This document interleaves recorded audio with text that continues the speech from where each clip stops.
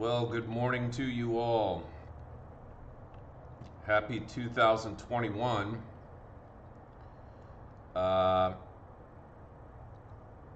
It has been quite a few weeks here. I hope that you all had a wonderful, restful break, and that you're feeling in good spirits as we enter this new year. So far, I'll say that 2021 has seemed awfully suspiciously similar to 2020 in the first 11 days, as the pandemic is continuing to occur. The political upheaval of the last week has been nothing short of both terrifying and entertaining, from a historical perspective at least. I'll just say that I'm ready to go back to the classroom. That's just my opinion. Now I've been very, very lucky. I have not been sick, and it's probably as much luck as it is, social distancing and wearing masks and washing hands and all that sort of stuff. But as soon as I get vaccinated, I want to go right back into the classroom. I've been teaching this class for some time, and I've never started the second semester where we're starting today, which is on the French Revolution. Typically, we're done with the French Revolution by the time that we get to the end of first semester. But because of distance instruction, I don't have as much time. I've never had to teach as much content with as little time as I have. And in order to get through all of the content by the time that we have to take the AP exam, it's going to mean that I'm going to have to turn and burn through material here, and that's not ideal, but it's what we're going to have to do. I was on pace really all the way up until about 3 weeks before the end of the semester. If I had just straight lectured all the way through December, we probably could have gotten through French Revolution. Thing is, we also hadn't written any DBQs, and usually by the time that I get done with the first semester, we've already written several. And so, we just have to understand that it's not for lack of effort that we're a little bit behind. It's just the nature of what this year has become, which I very much view as something of a mulligan. If you don't know what a mulligan is, that's a golf term, which basically means you throw it out. It's kind of like a, write-off sort of a thing. And so today what we're going to be doing is looking through the French Revolution, or at least the causes of it, and there's already a reading guide assignment for chapter 19 ready to go, 14 questions that'll be due on Wednesday, and we're just going to pick up right where we left off and move forward. So welcome back, here we go. Alrighty, so okay, just wanted to double check to make sure that I'm sharing my screen right now. The French Revolution. One second, I'm going to close this window here because there's some people that are about to work on the lawn outside of my neighbor, and it's going to get noisy. So, okay. The chapter 19 starts off talking a little bit about the American Revolution, actually. Now, I'm not going to spend any time lecturing on the American Revolution as far as slides. And the reason that I'm not going to is because you won't be asked questions about the American Revolution. But let's just give you a quick backdrop here to give you a little bit of an idea of where we're at in history. All right. Just to give you a little bit of bringing you back into the previous learnings that we picked up last semester towards the end of the semester. You guys may remember we had a unit known as the Enlightenment, where we talked about a number of new ideas, political ideas, social ideas, economic ideas that had started to emerge during the 1700s, which is where we're still at in history. We're talking about the 1700s. And to kind of start off today's lecture, let's just take some time to talk a bit about the American Revolution and the role that it has in the French Revolution. So, the French Revolution starts in the year 1789, 1789. That's the easiest way to remember it, 1789. 1789 is the year of the French Revolution. The American Revolution by that point had already taken place and concluded. The American Revolution started in 1776. So, short time beforehand, 13 years earlier. And the American Revolution resulted in the 13 American colonies breaking away from the British. All right. The British had colonized North America going back to Jamestown, and the American colonies were very important to the British. And they were important to the British because the American colonies were providing a number of raw materials that were assisting in the development of Britain's economy, which is growing significantly at this time thanks to it being a huge colonial power that had defeated the French in what we call the 7 Years' War. And we learned about the 7 Years' War. The 7 Years' War happened from 1754 roughly to 17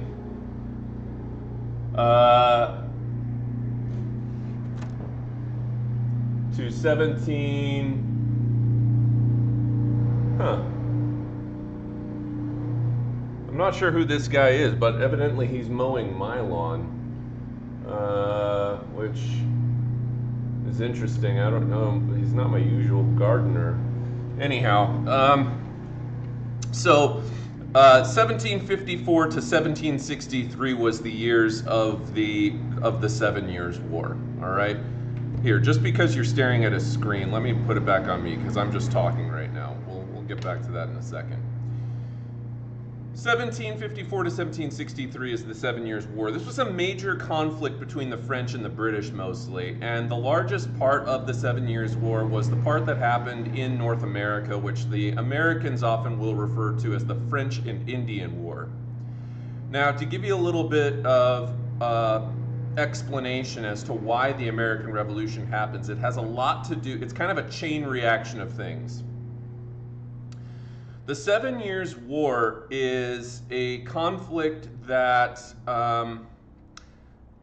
permanently sees the British subdue the French to second place when it comes to their colonial dominance.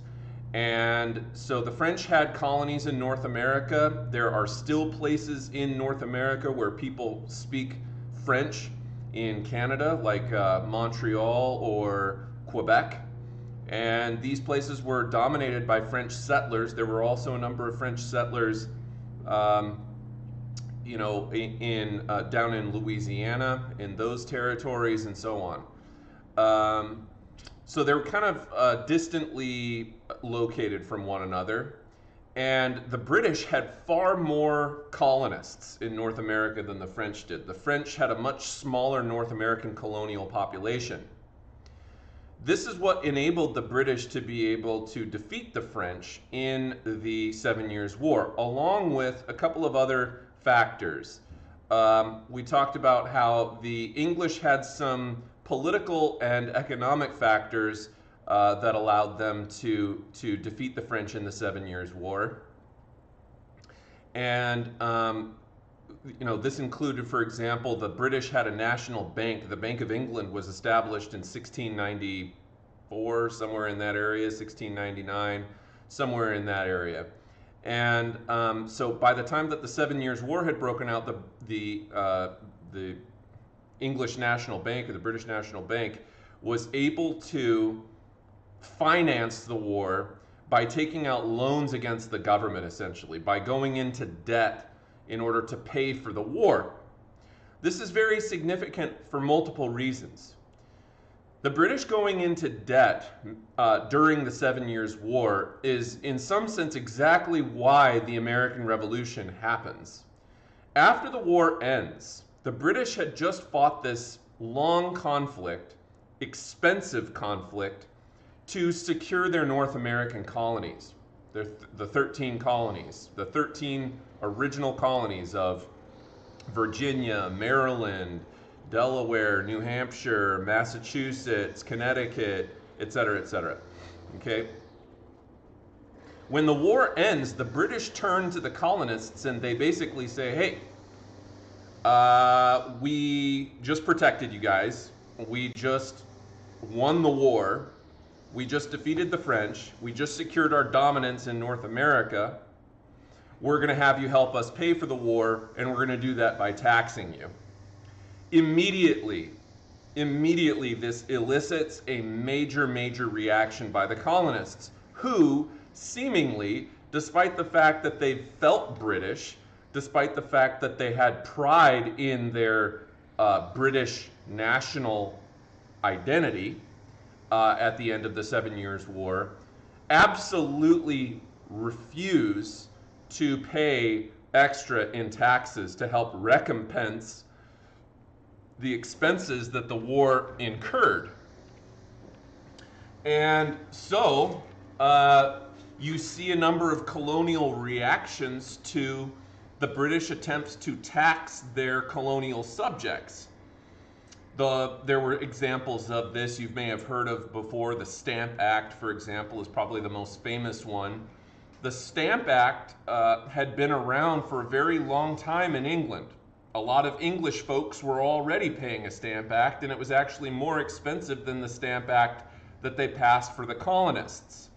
But the colonial population, which is what we learned about in the last unit about social history, talking about population growth and the agricultural revolution and things like that, the American population had been growing significantly. It grew by nearly 10 times, okay? 10 times, think about that, all right? It grew by 10 times in about 70 years, which is exorbitant population growth.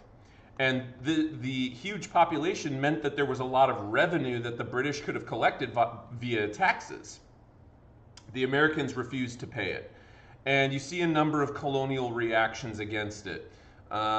You see, for example, the Sons of Liberty, led by Samuel Adams. They go around tarring and feathering tax collectors for the Stamp Act and things like that. You see, the Boston Massacre is another major colonial reaction where the British, in order to try to maybe intimidate the colonists, but also to secure, make it so that there wasn't as much public dissent, the British send over their military to the North American colonies as almost like a martial law police force. And the folks in Boston reject this, and they start throwing snowballs at these British military dudes, and the British military dudes end up opening fire on these troublemakers, and they end up killing a few people, and so tensions are getting very tense, all right, between the British and their colonial subjects, who, until just a few years earlier, had thought of themselves as British. And they increasingly begin to use those principles of the Enlightenment to justify breaking away from the British Crown, which they viewed increasingly to be tyrannical. Why? I mean, to me, it seems perfectly reasonable that the British government would attempt to tax their colonial subjects in order to pay for this war that they fought on behalf of the colonies. It seems like a perfectly reasonable thing.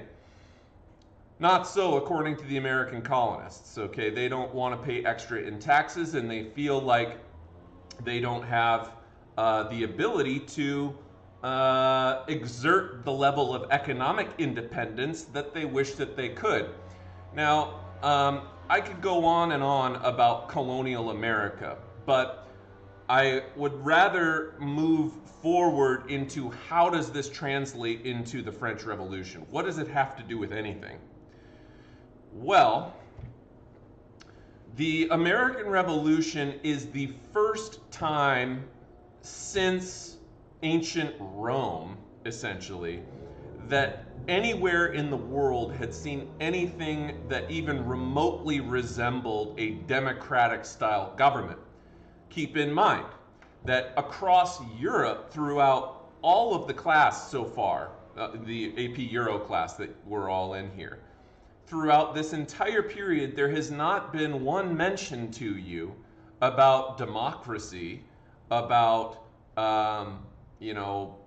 representative government, voting, or anything like that, because it just didn't exist in Europe. It just wasn't a thing anymore. The closest thing that we had was like the Dutch Republic, which was, quasi-republican, but not really. Okay, because there was still a very rigid social order, and you still had a Dutch crown, and so on, stadtholder, and so the Dutch are maybe a little bit of an exception to the rule, but not in the genuine Republican sense of the word. And when I say that word Republican, remember all I'm referring to is representative government, okay? I'm not talking about the Republican Party, which is just one part of the American government, okay? When we say small r republicanism instead of capital R refers to the Republican Party, okay? Small r Republican just refers to a style of government where people vote for representatives to serve them in government at various levels. And the American government, when it breaks away from the British and we establish the Declaration of Independence, and we have originally the blueprint for our Republican-style government wasn't the Constitution. The Constitution is actually, we had to go back to the drawing board and redraw up a new plan for government, and that's where the Constitution came in. That was about 1787. The original blueprint for the government of America was a document known as the Articles of Confederation. And the Articles of Confederation gave the states a lot of individual power. It pitted the states against one another. It put them into economic competition with one another.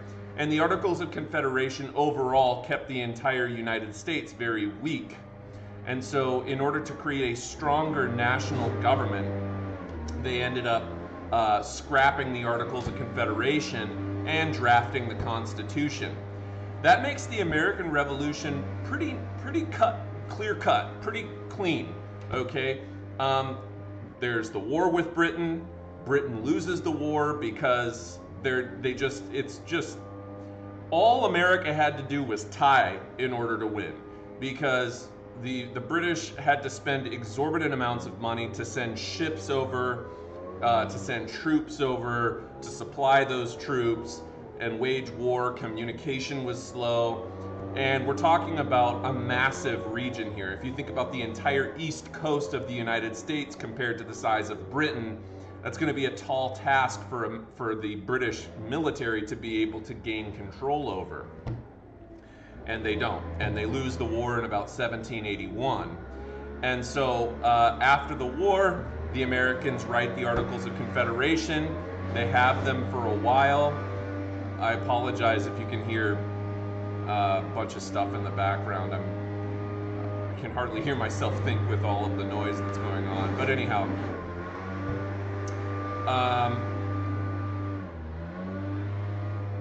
the Americans, in the Constitution in particular, but also in the Declaration of Independence, invoke the language of some of those Enlightenment philosophers that we talked about. John Locke, for example. Life, liberty, and property were the natural rights that were supposed to be protected by the government. Thomas Jefferson, when he drafted the Declaration of Independence in 1776, talks about life, liberty, and the pursuit of happiness as being tenets to the American character. Now, of course, remember, this is somewhat ironic because, after all, there is still major slavery going on in the Americas during this time, including North America. And in the United States, slavery would last for another 90 years before the Civil War was fought to end the institution of slavery. So life, liberty, and the pursuit of happiness was something that was decidedly, reserved for essentially white aristocratic type males. Now, when I say aristocratic, when the Americans established their government, they do away with a lot of the noble titles. They get rid of all of that stuff. There isn't a true aristocratic class that has titles by way of birthright, like Duke or Baron or those kinds of titles. However, you see what essentially is the equivalent of what you might term an aristocratic class, because when America was being colonized, a lot of the British folks who came over were relatively wealthy, and they were able to purchase up huge tracts of land to establish plantations on, and those plantations fed into that growing agricultural revolution that was happening in the 16 and 1700s and fueled the British economy for a very long time. Now, talking a little bit more about ideas from the Enlightenment that get incorporated into the American government. Montesquieu, talking about separation of branches, separation of powers, right? You've got a judicial branch, an executive branch, and a legislative branch in government, and no branch is stronger than the other. Each has checks and balances against the other taking them over. The Americans call out the British during the American Revolution for being tyrants, and John Locke, you'll remember, had suggested that if a government refuses to protect your life, liberty, and property, then you reserve the right to overthrow that government and replace it with one that will. And the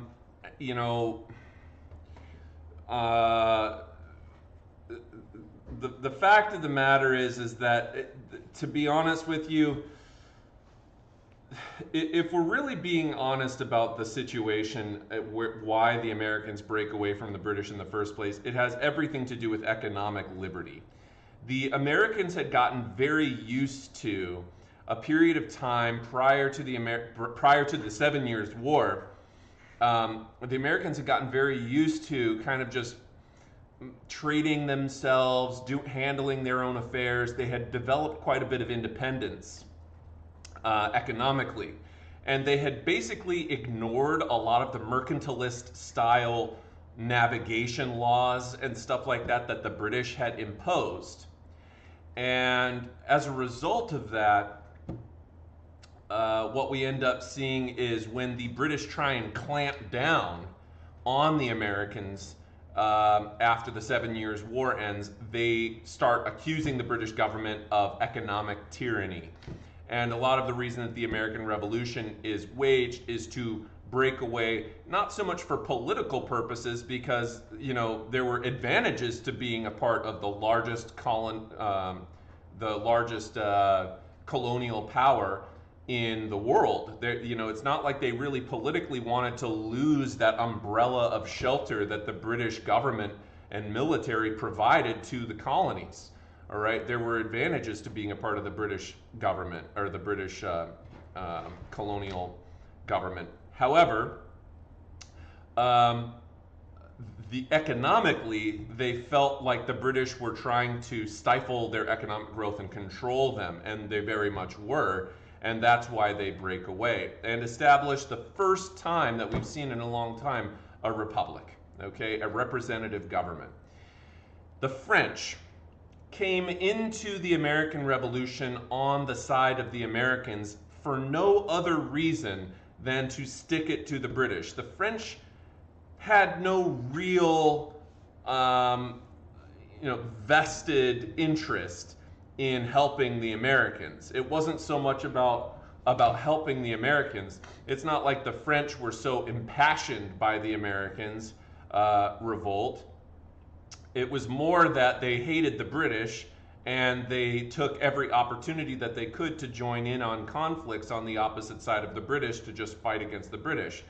You'll remember that we've talked about how the British and the French came into many conflicts throughout the 1700s. There was the War of Spanish Succession, there was the War of Austrian Succession, there was the 7 Years' War, there's the War of the American Revolution, and then of course there's the Revolutionary Wars of France and the Napoleonic Wars, which the French and the British also find themselves on opposite sides of.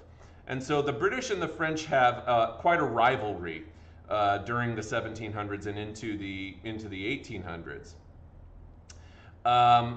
When the war comes to a close, the French are pretty astounded by the Americans' devotion to implementing the very same, Enlightenment philosophical principles that had been really conceived of in France. Remember that the French were the ones that were very much responsible for the teachings of the Enlightenment. So the American Revolution kind of shows certain segments of the population in France, particularly the bourgeoisie, that change is possible. That establishing a more representative government based on the principles of the Enlightenment is a possibility. It's something that can be achieved.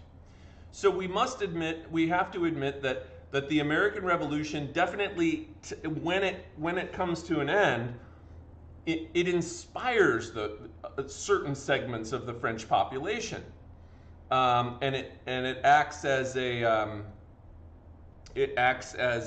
a model for political revolution. And so the American Revolution is a teachable moment for the French Revolution. You may know that the Statue of Liberty, there were actually 2 of them made, and the French were the ones who made them. And the Statue of Liberty was given as a gift from France to America. And this idea of liberty, freedom, being such a significant component of these political revolutions. Now, as we move into talking a little bit more about the French Revolution, what we will find, let's see here, let me pop this over here to my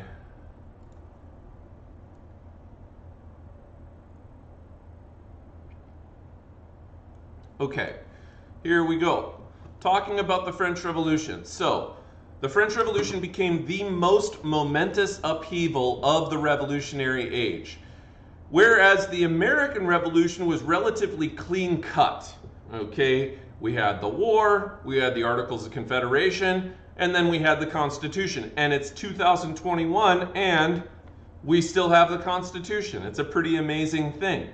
Pretty clean cut, pretty straightforward revolution. I have to just go ahead and warn you right now that the French Revolution is not going to be quite so clean cut as the American Revolution was. And the reason for that is because, you got to understand that America during the colonial era had already begun to implement certain local representative systems of government. The French do not, anywhere in their history, have a long-standing, experience with representative government.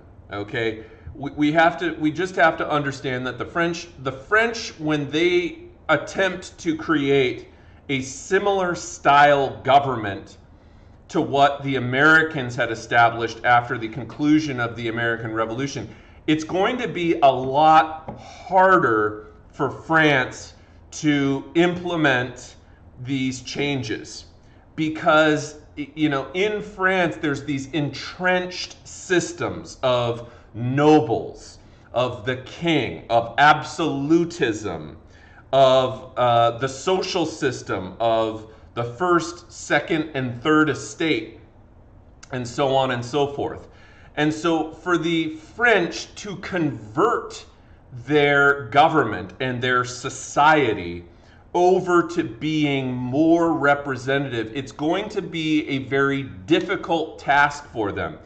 Whereas with America, because the Americans were always colonists and always subjects of Britain, but distantly located and having to handle certain problems themselves on a local level, the Americans had a little bit more experience with representation by local governments and things like that, and economic freedom and so on and so forth that the French didn't have.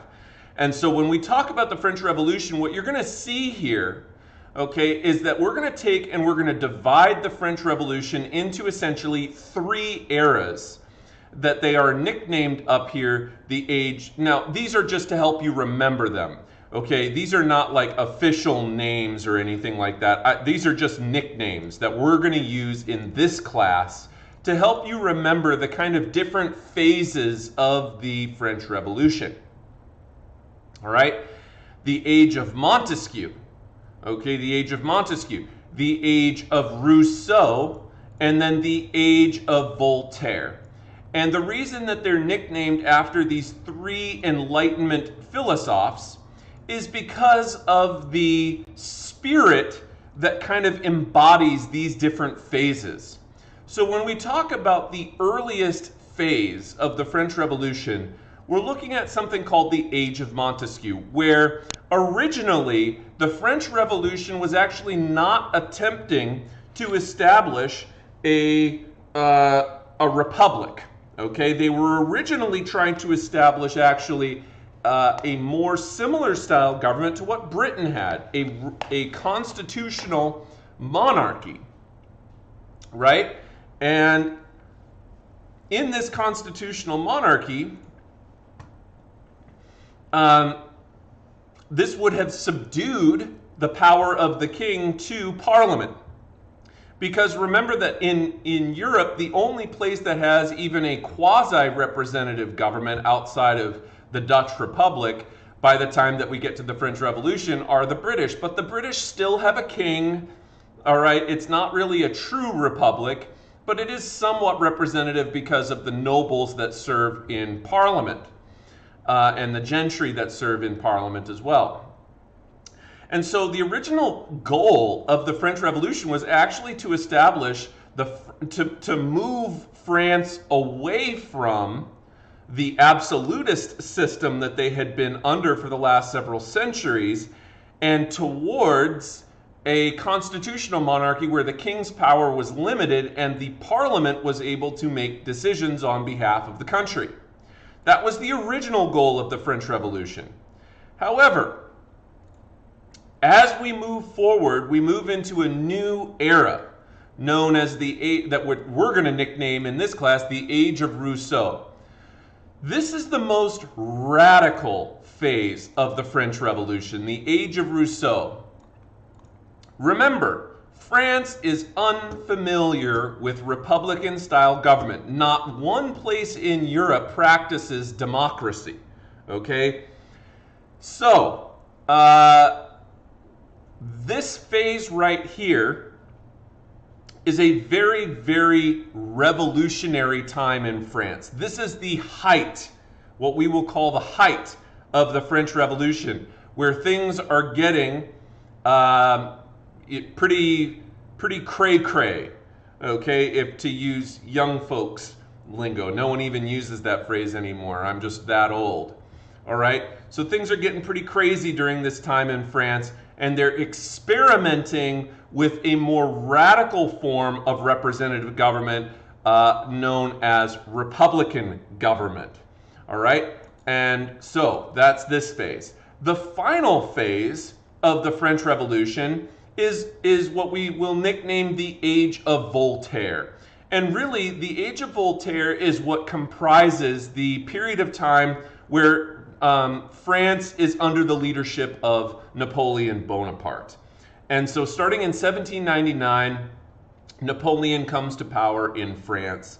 And he basically creates a system that Voltaire very much would have approved of, which is a kind of enlightened despotism. That is, you have kind of a king-type central monarch figure who embraces principles of the Enlightenment and incorporates those principles into law. So as you can see here, what we see happening is that the French Revolution goes through what I would generally term a moderate phase, okay, a radical phase, and a conservative phase, okay? This is very similar to the English Civil War that we learned about under Oliver Cromwell way back in the 1640s in England. That too went through a very similar kind of transition where it started off moderate, it went through a very radical period, and then went through a more conservative period. It swings back the other direction. So it swings one way, it goes all the way one way, and then it swings back around the other way to being conservative. All right? Now, let's talk a little bit about these boxes down below. What do all of these things mean? This is a table of contents of the different periods of the French Revolution, okay? You'll notice here during the Age of Montesquieu. Montesquieu, remember, okay? Why are we nicknaming it that? Remember that Montesquieu was the guy who advocated for separation of powers, different branches of government like Britain had, but advocated for France to establish a British-style government, aka a constitutional monarchy. That's why we call this the early part, the moderate phase of the French Revolution, the Age of Montesquieu. Why is it considered moderate? Okay, because there's already somewhere in Europe that's practicing constitutionalism. Now, it's still a monarchy, there's still an aristocratic class, but it's at least something that they have seen and are familiar with in European history at the time. Okay, Britain had been a constitutional monarchy for several centuries, or well, actually for just about a century, I guess I should say. Okay, by the time that the French Revolution happened, so the French were familiar with what constitutionalism looked like, and that's why it's more moderate.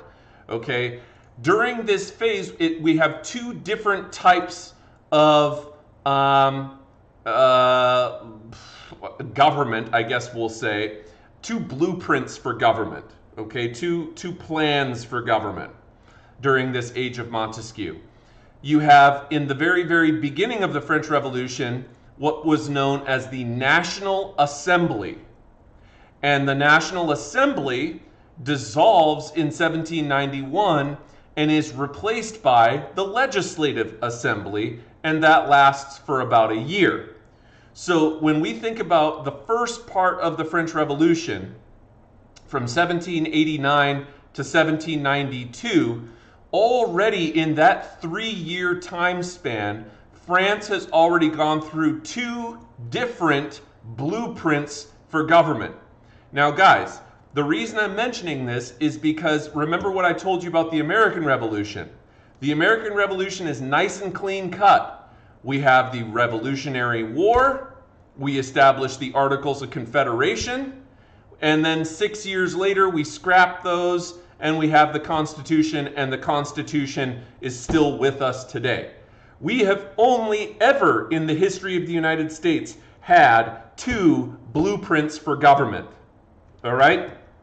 The French, within the first 25 years of their revolution, have already gone through 6 different blueprints for government. That's why the French Revolution is a little bit messier to learn about, okay? Because we have to keep on going back to the drawing board, scrapping the plan that they had, coming up with a brand new plan. Oh, and by the way, after 1815, it's not like that Napoleon just lives forever.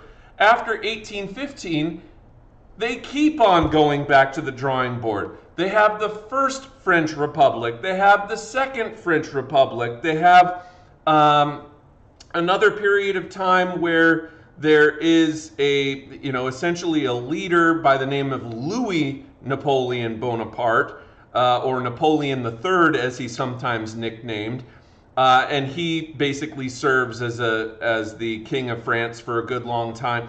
France, the joke in European history, guys, okay, the joke in European history is after 1789, after the start of the French Revolution, when is France not in a revolution? Okay, that's basically the joke, is because they have to keep going back and completely scrapping their government and drawing up new plans for a government. And this makes French history somewhat complicated to learn. Excuse me, I have the hiccups. This makes the French Revolution somewhat complicated to learn about because there's so many different phases of government after the start of the French Revolution. All right, so before I move on here, let me pop this back to me. How are you guys doing? Do you guys have any questions about what I've already gone like 45 minutes here. Do you guys have any questions about anything that I've talked about so far? I want to just take a pause and give you a second to ask any questions. You can just type them right into the chat if you have any.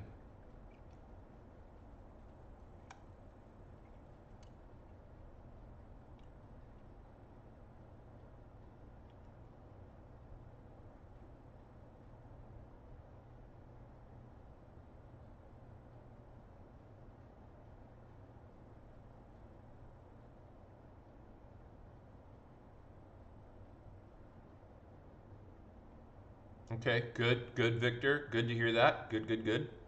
Any other questions that anyone has?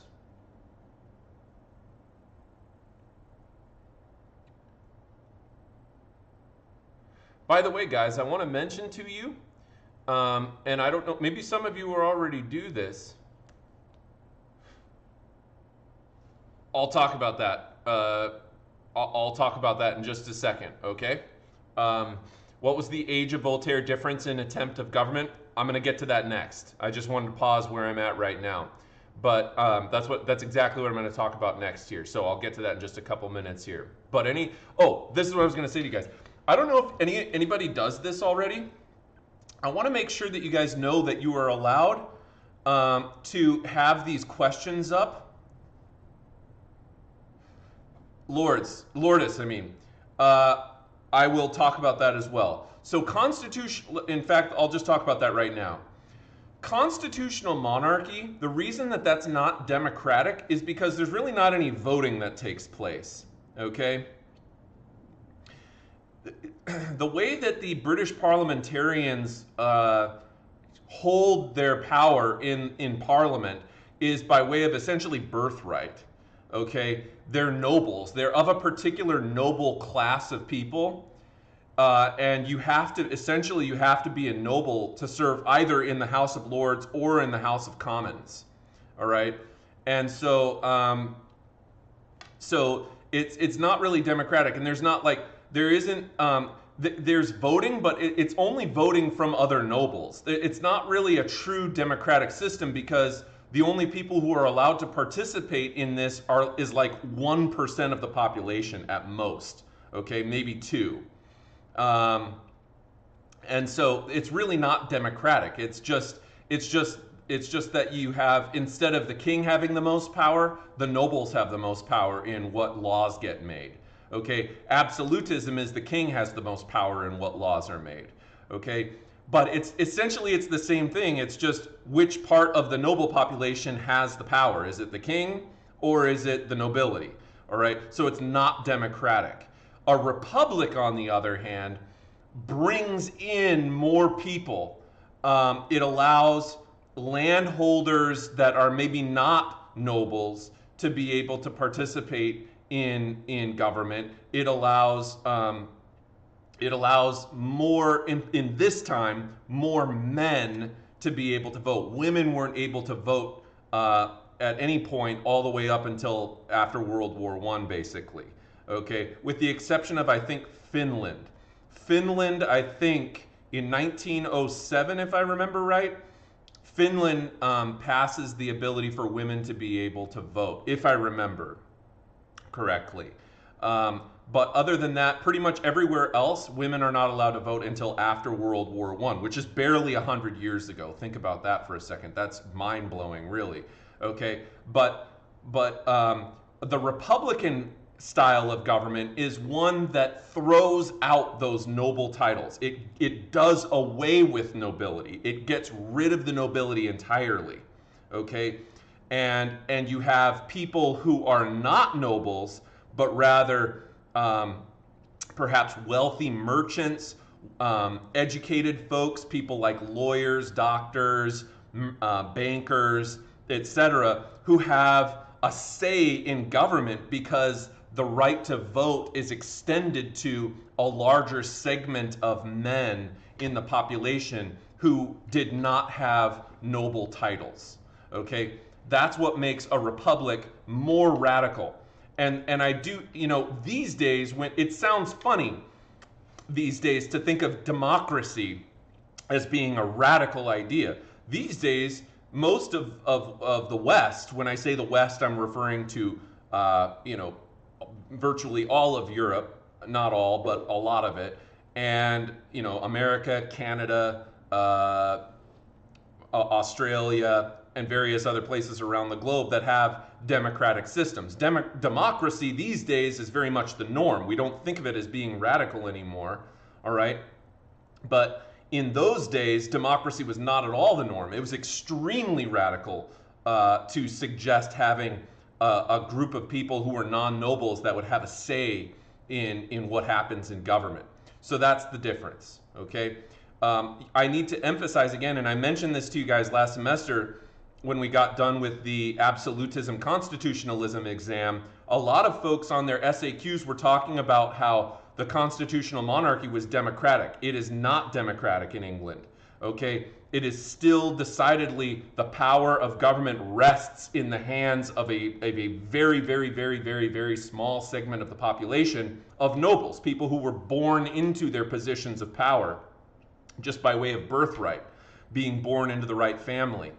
After we start to see republics or Republican governments begin to be established, first with America and then with the French, we see a widened participation in government and a doing away with the noble class. Okay, it gets rid of noble titles, it gets rid of birthright, and it completely gets rid of the king as well. All right. So that's what makes a republic so different. All right, does that answer your question, Lourdes?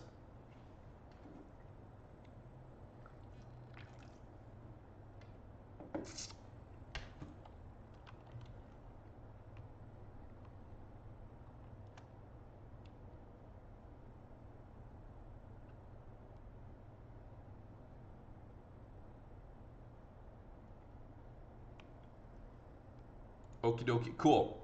Now, all right, any other questions at this time?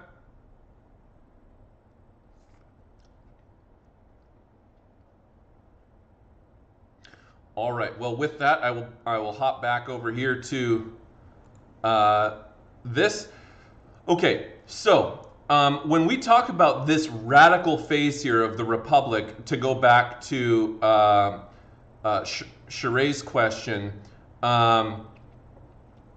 this more radical phase of the French Revolution is when they completely get rid of the King of France. They completely get rid of the estates, which was the first, second, and third estate, which we've learned about before. And this is the period of time where basically they're trying to establish a republic, but it's so radical the way that they go about doing it, it becomes very totalitarian in a sense.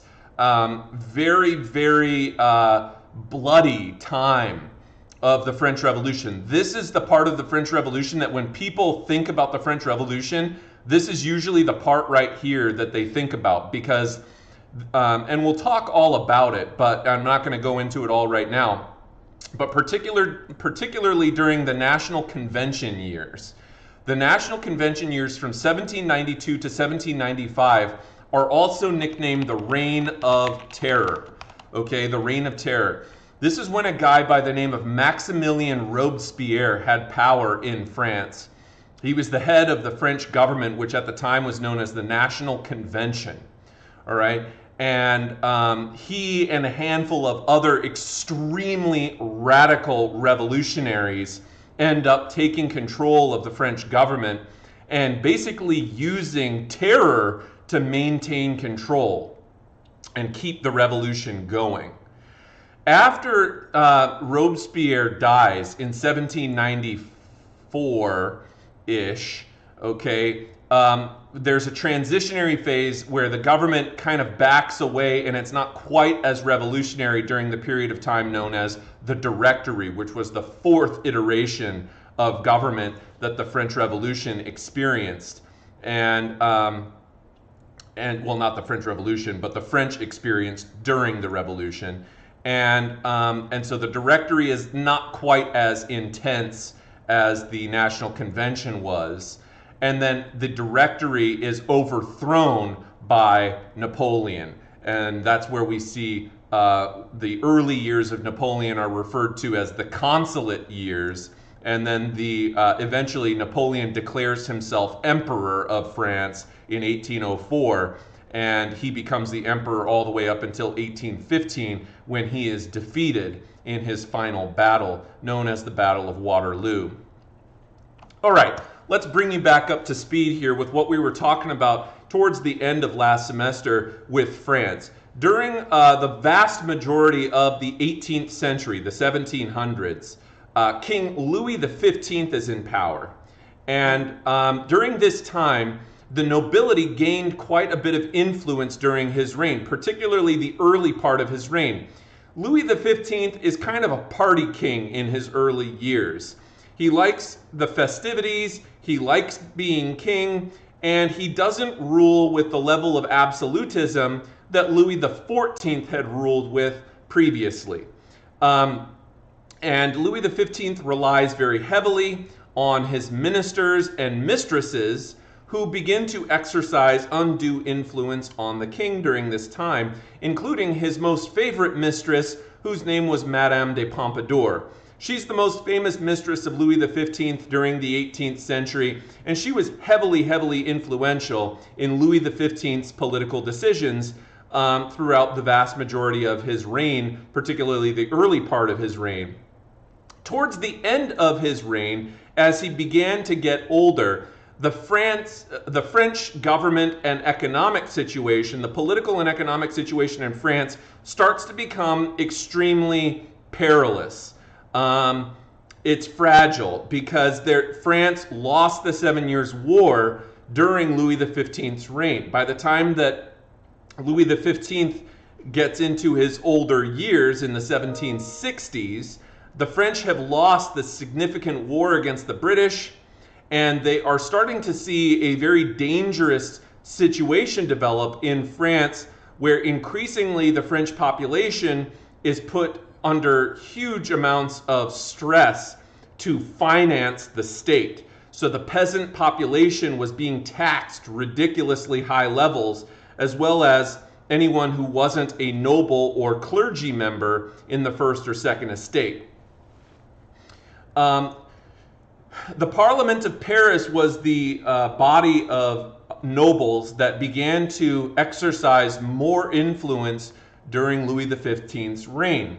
They consisted largely of nobles of the robe, those people who had paid for their noble status, maybe under Louis XIV, because, remember that if you became wealthy enough, you were able to purchase your position as a noble in government. And they refused Louis's tax increases to pay for the 7 Years' War. Louis XV, because he had kind of not taken the job of being an absolutist monarch very seriously in his early years, found himself more at the whim of the Parliament of Paris than his great-grandfather Louis XIV, who ruled France before him. Whereas Louis XIV would have been able to subdue the nobles and get them to go along with whatever he wanted them to, Louis XV finds himself at the beck and call of the French Parliament, okay, of the Parliament of Paris, and so they refuse to pay taxes to pay for the 7 Years' War, and Louis XV ends up appointing this guy named René de Maupeou, who was the chancellor, to reduce judicial opposition to him, and they abolish the Parliament of Paris. They create what was known as this new docile parliament. If you know what that word docile means, it means like, calm. Docile means it's not, like if an animal is docile, it means it's not probably going to bite you or fuss or anything like that. And so this is what he does. He creates this docile parliament that's no longer going to be able to object to Louis XV's absolutist rule towards the end of his reign. This is Louis XV's attempts at the end of his career to try to,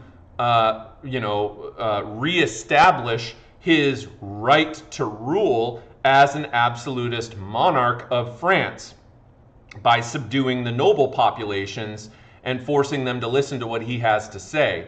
So privileged groups start to be taxed. Of course, what do you think the nobles think about this? They hate it. They don't like the fact that towards the end of his reign, Louis XV is trying to, shore up his power again.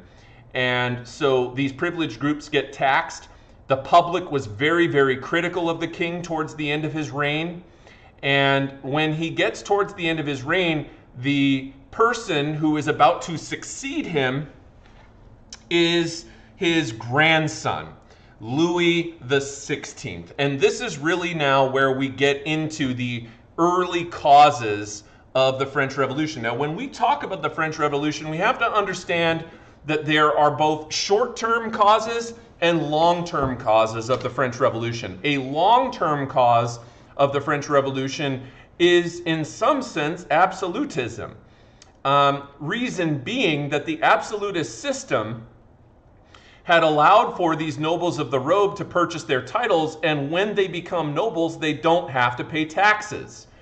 And that was one of the best parts of being a noble. Now, of course, some of them have to pay some taxes towards the end of Louis XV's reign as he tries to, subdue parliamentary dissent.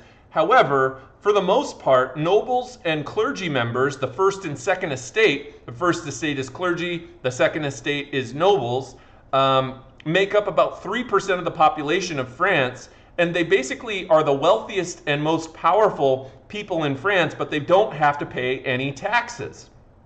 That was why it was so nice to be a noble in the first place. So that would be a long-term cause. Another long-term cause would be losing the 7 Years' War, which put France into tremendous amounts of debt that they were having a very, very hard time paying off. We also see the Enlightenment could be considered a long-term cause of the French Revolution. Even before the French Revolution broke out, there had been nearly a century of French political philosophers who had started to propose new ideas about the French government, the French economy, the French society, and so on. And this too started to get French folks thinking about how could we change the system of government in France to be, more, egalitarian. In other words, more equal, more fair. To have the society, government, and economics or economy of France run in a way that was more conducive to people's natural rights and things of this nature. All right, so that would be a long-term cause. A short-term cause would be something that happens more immediately right before the start of the French Revolution. And we'll go ahead and include Louis XVI as a short-term cause.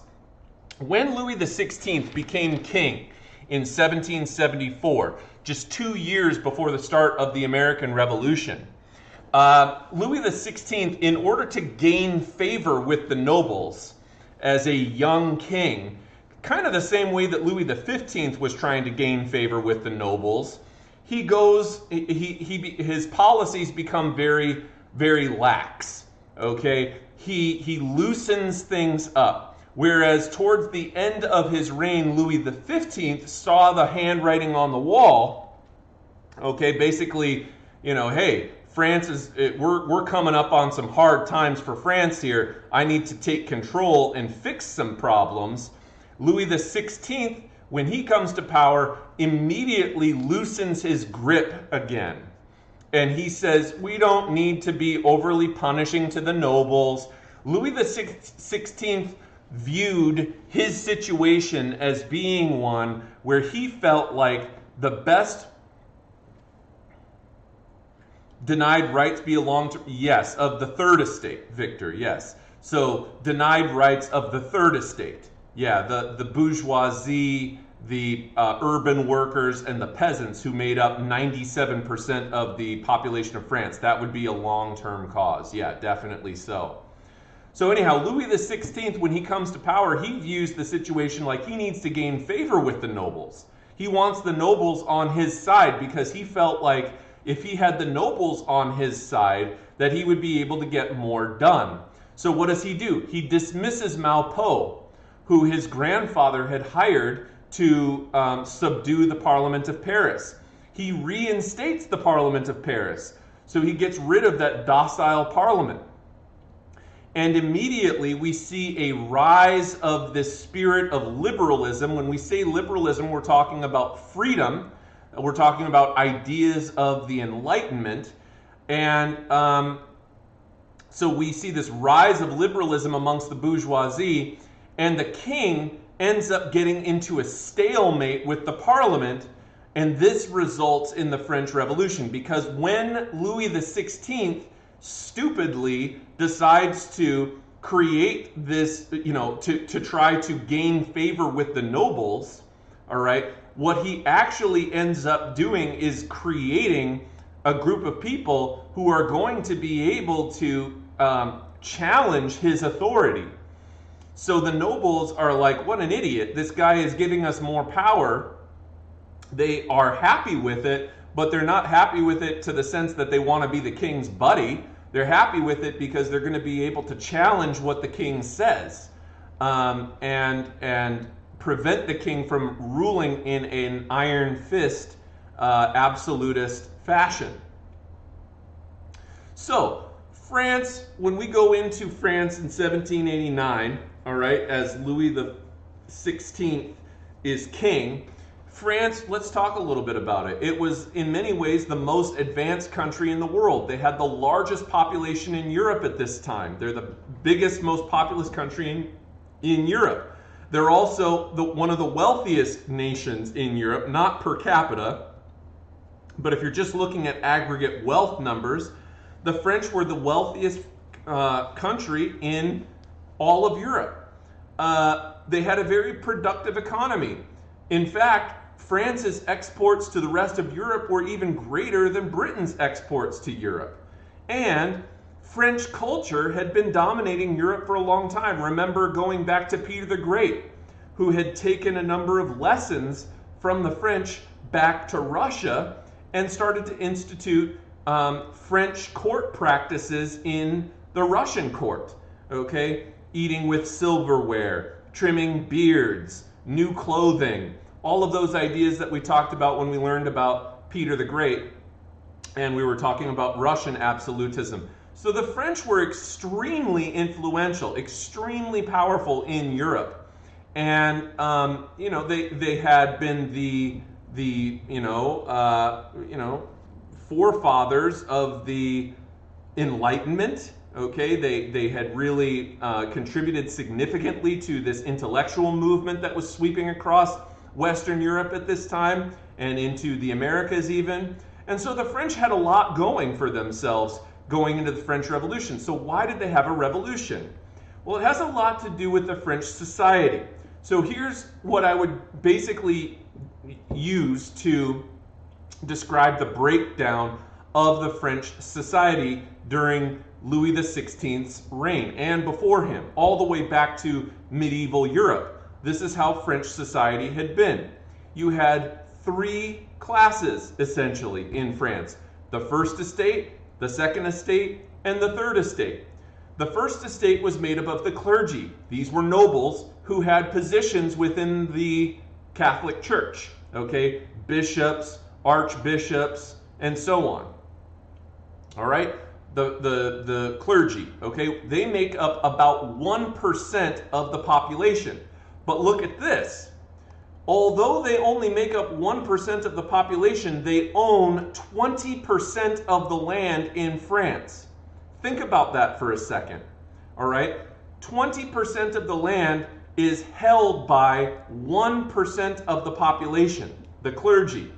All right, let's go to the second estate. The second estate makes up anywhere between about 2 to 4% of the population, probably closer to 2%, and they own 25% of the land. So between about 3%, so these two little segments up here make up 3% of the population, but they own 55%, and that's a conservative estimate. They could own even more than that if you include lesser nobles and stuff like that, but anyhow, they owned a tremendous amount of land. So half the land of France is owned by about 3% of the population. The rest of the population of France is the third estate. Anyone who is essentially not a clergy member and not a noble.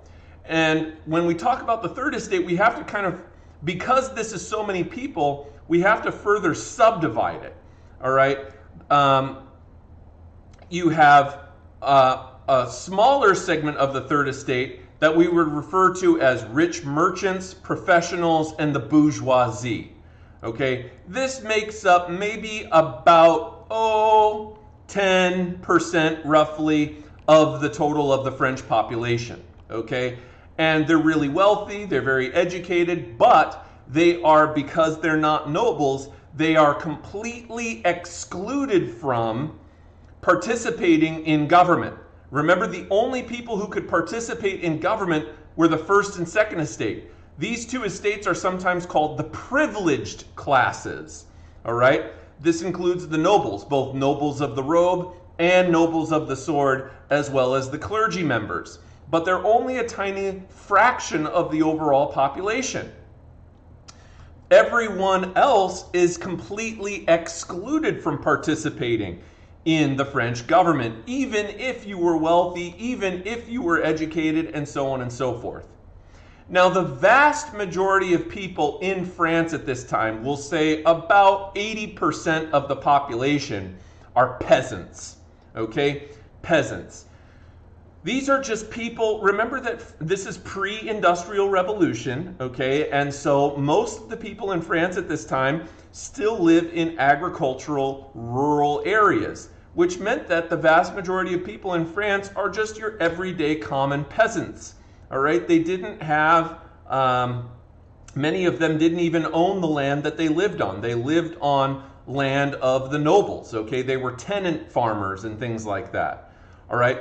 But you also have this in terms of, there is some urban areas of France, like Paris, for example, all right? And you do have another segment of unskilled workers and urban artisans who work in urban areas. These were the poorest off people of France. They were typically the hardest worked people in France and the relatively poorest people in France. Living in urban areas and performing very difficult jobs, not making very much money, but they don't make up a majority of the population. Again, they only make up maybe somewhere about, 7% or so of the population. The vast majority of people living in France at this time are peasants, okay? Peasants, 80% of the population. Now, before I move on, I do need to mention to you that, that the, when we talk about the French Revolution and really who starts the French Revolution, mostly the people who are going to be promoting the ideas of the Enlightenment is going to be this group of people right here. The rich merchants, the professionals, the bourgeoisie, the people who are what we might call upper middle class. Why are they not upper class? Because they're not nobles. The upper class of France at this time are only nobles. These guys are considered middle class, but kind of upper middle class because they are relatively better off, and also they are educated enough to recognize their position in society as being unfair because they think to themselves, hey, I'm a smart dude, I'm a lawyer, I'm a whatever, but I'm not even allowed to make decisions in what happens in government.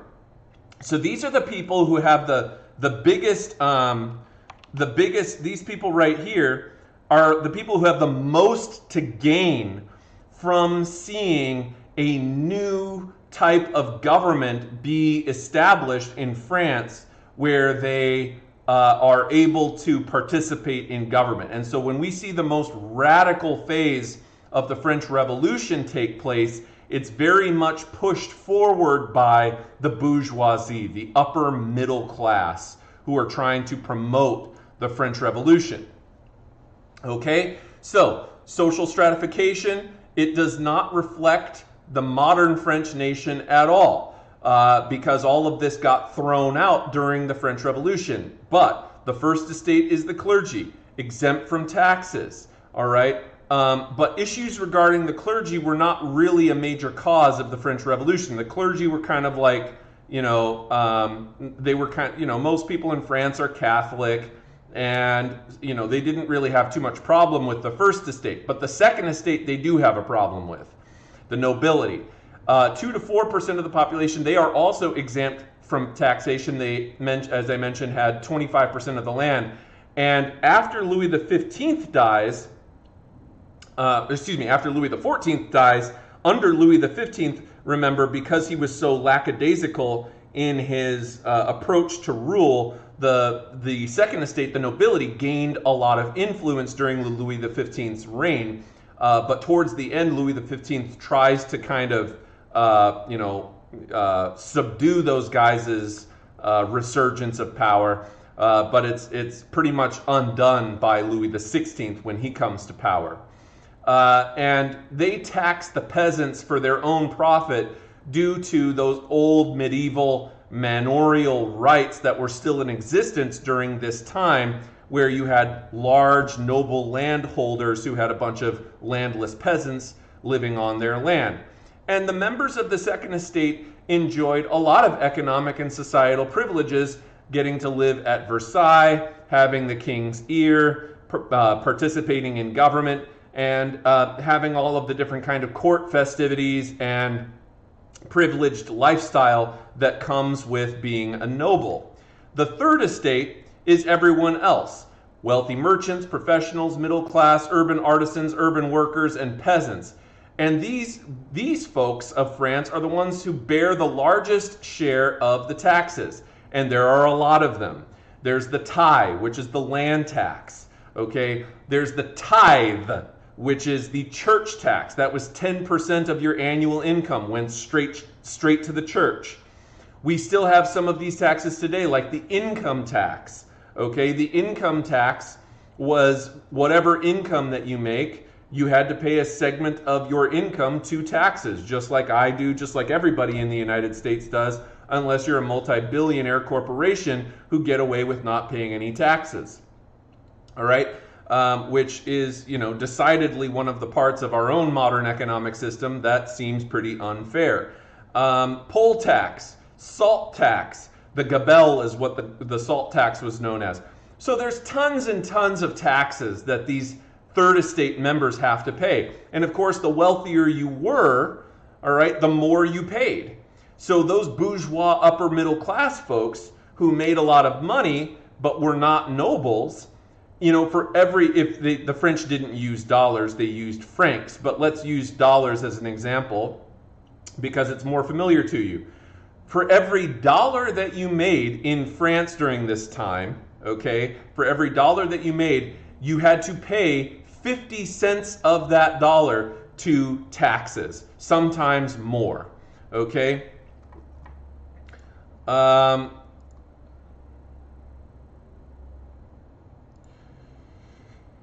And so,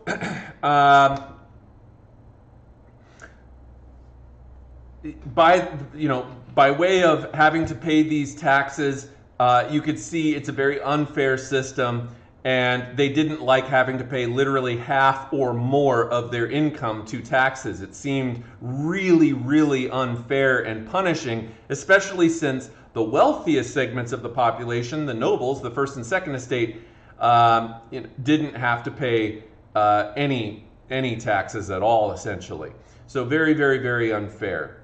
And the peasants also had additional feudal obligations as well, like the corvée. The corvée was where the peasants were obligated to work for nobles several days a year for free, doing hard labor like fixing roads and stuff like that. The nobles had also subdued certain rights of the peasants. Nobles had hunting rights, including on peasants' lands. All right? And they took away the ability for peasants to be able to hunt on those lands, and they didn't like that. And nonetheless, the French peasants, we have to say, were at least a little bit better off than the serfs were in Eastern Europe. Nonetheless, the French peasants are still in a relatively weak position because of the amount of taxes and duties that they have to perform, just because they're peasants and they don't have any ability to say otherwise. All right, folks. That brings me to the end of my lecture for today. Welcome back to second semester, and we will continue with the French Revolution on Wednesday. Have a great day.